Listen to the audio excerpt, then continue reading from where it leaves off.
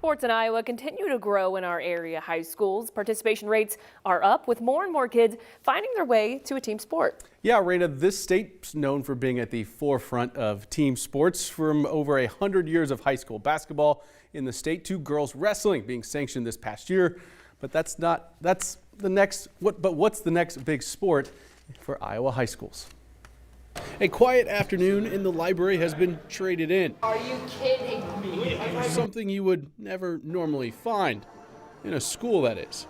A lot of us enjoy our time watching sports through a television. There really isn't a huge difference. The newest sport that the next generation of students are playing be right at your child's fingertips. People think sports, they think of, going outside, playing, football, physical. Good old pigskin, Yeah, throwing the good old pigskin around. Trade in the pigskin for one of these. Next big sport in Iowa could be one played indoors and online, as esports in high schools around the state has seen some dramatic growth from 6 schools in the charter year of 2019 to over 50 schools in 2022. A bunch of football, baseball, soccer, basketball. I did pretty much everything. All right, nice. That was a good one.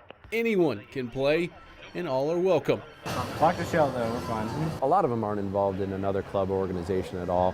And so really the inspiration, even from the administrative level, was how can we give those kids a community and an opportunity to be a part of a team. As for the competition, 6 different games are on rotation through 3 seasons, broken up into fall, winter, and spring, and also factored in whether or not the school plays on a computer or a gaming console, like the Nintendo Switch. Oh, it's me. I'm the second.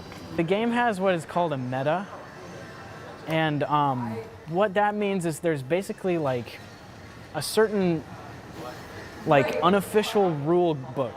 From strategy to skill, it's not something you can just pick up and be good at. It takes practice and communication, just like you would need in any sport, and also a little bit of teamwork.